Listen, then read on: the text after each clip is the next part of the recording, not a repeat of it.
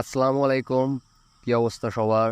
Mobile দিয়ে কিভাবে ভিডিওর ব্যাকগ্রাউন্ড রিমুভ করবেন, তো জানতে হলে সম্পূর্ণ ভিডিওটা না টেনে দেখতে হবে। আর ভিডিওটা যদি একটু ভালো লেগে থাকে তাহলে অবশ্যই একটি লাইক করে দিবেন এবং কমেন্ট করে আপনাদের মতামতটা জানিয়ে দিবেন। আর চ্যানেলে নতুন হয়ে থাকলে অবশ্যই সাবস্ক্রাইব করে পাশে থাকবেন। কথা না বাড়িয়ে চলুন ভিডিওটি শুরু করা যাক।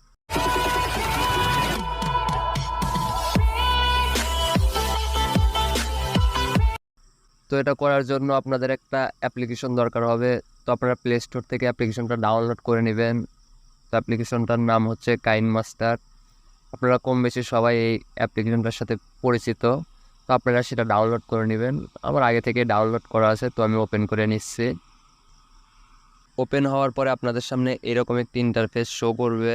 উপরে দেখতে পাচ্ছেন ক্রিয়েট নিউ বলে একটি লেখা, সেটাতে ক্লিক করে দিবেন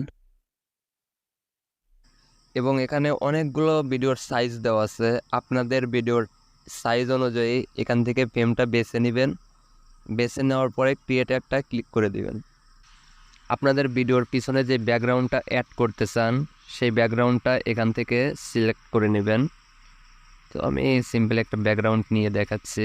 ওর ব্যাকগ্রাউন্ডটা সিলেক্ট করা হয়ে গেলে উপরে ক্রস একটা ক্লিক করে দিবেন। আমার ব্যাকগ্রাউন্ডটা একটু জুম করা দরকার, এই জন্য আমি ব্যাকগ্রাউন্ডের উপরে একটা ক্লিক করে এখান থেকে প্যান অ্যান্ড জুমে একটা ক্লিক করে দিব।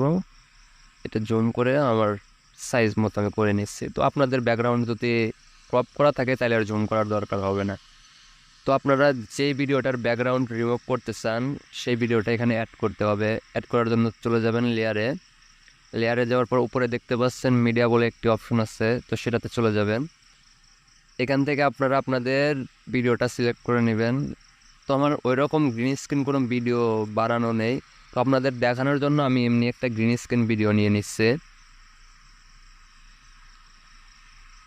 ভিডিওটা নেওয়ার পর আপনাদের সামনে এরকম একটি ইন্টারফেস শো করবে।